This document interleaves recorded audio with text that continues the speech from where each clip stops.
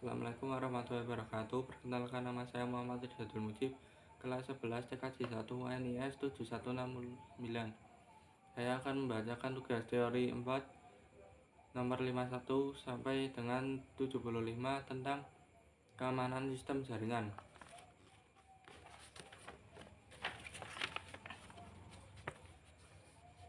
51.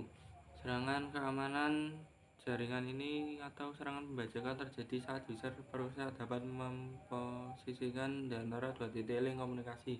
Kalimat tersebut merupakan keterangan dari serangan man in the middle. 52. Pada serangan keamanan jaringan man in the middle dengan jalan menggandakan atau menyusup trafik antara dua party, hal ini pada dasarnya merupakan serangan penyusup.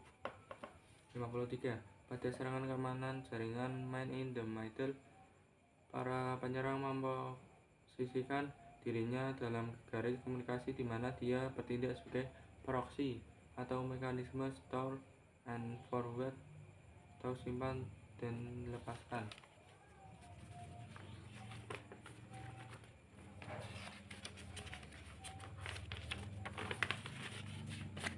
54. Pada serangan keamanan jaringan man in the middle, para penyerang ini tidak tampak pada kedua sisi link komunikasi ini dan bisa mengubah isi dan arah trafik.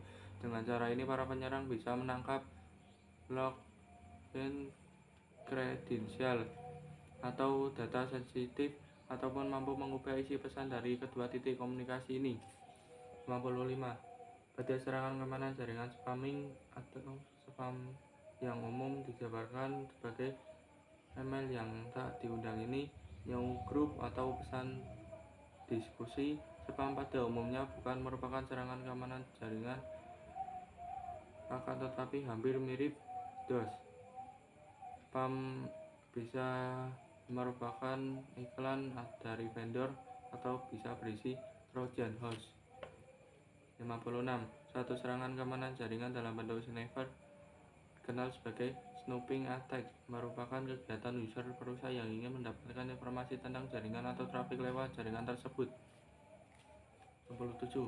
Suatu sniper sering merupakan program penangkap paket yang bisa menduplikasikan isi paket yang lewat media jaringan ke dalam file. 58. Serangan sniper sering difokuskan pada koneksi awal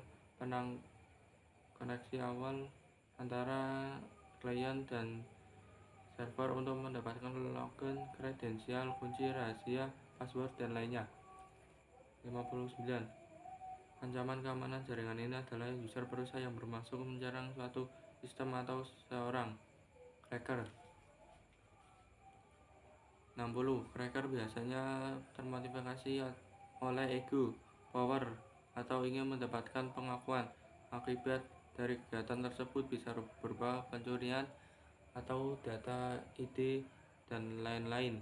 Disable sistem, kompromi keamanan, opini negatif publik, kehilangan pasar saham, mengurangi keuntungan, dan kehilangan produktivitas. 61.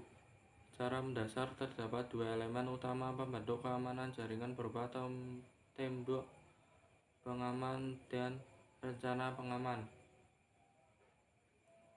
62. Tembok pengaman secara fisik maupun maya sebagai cara untuk memberikan proteksi atau perlindungan pada jaringan baik secara fisik atau kenyataan maupun maya menggunakan software. 63. Sedangkan rencana pengamanan identik dengan suatu rancangan yang nantinya akan diimplementasikan untuk melindungi jaringan agar terhindar dari berbagai ancaman dalam jaringan. 64. Metode dalam merencanakan suatu sistem keamanan jaringan yaitu membatasan akses pada suatu jaringan dan menggunakan metode dan mekanisme tertentu. 65. Pembatasan akses pada suatu jaringan dengan konsep internet password. Authentication password lokal untuk login ke sistem harus merupakan password yang baik serta dijaga dengan baik. Pengguna aplikasi shadow password akan sangat membantu.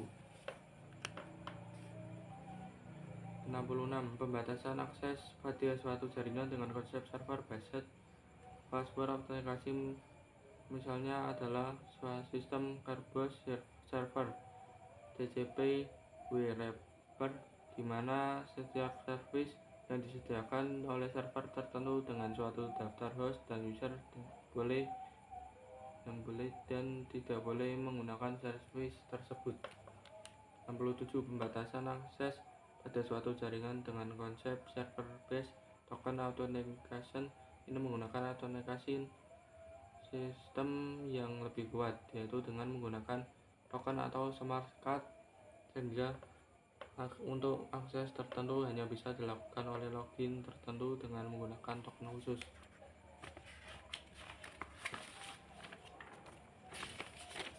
68.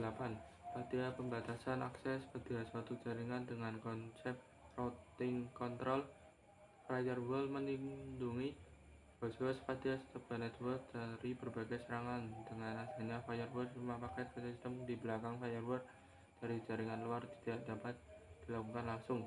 Semua hubungan harus dilakukan dengan mesin firewall. 69.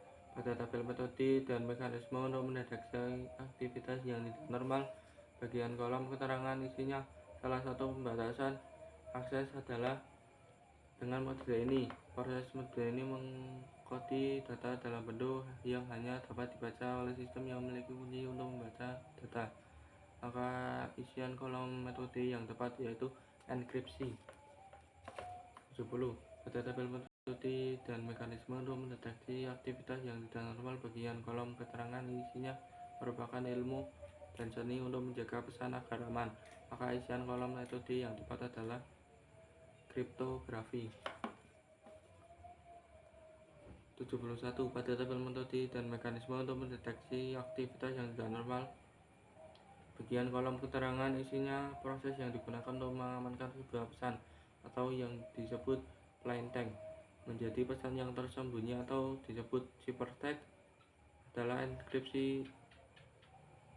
Ciphertext adalah sebuah pesan yang sudah tidak dapat dibaca dengan mudah, maka isian kolom metode yang tepat yaitu enkripsi. Enkripsi isian yang tepat untuk melengkapi kalimat tersebut yaitu ciphertext. 72. Pada tabel metode dan mekanisme untuk mendeteksi aktivitas yang tidak normal, bagian kolom keterangan isinya digunakan untuk menyediakan authentication, pelindungan integritas, dan non-repudiation.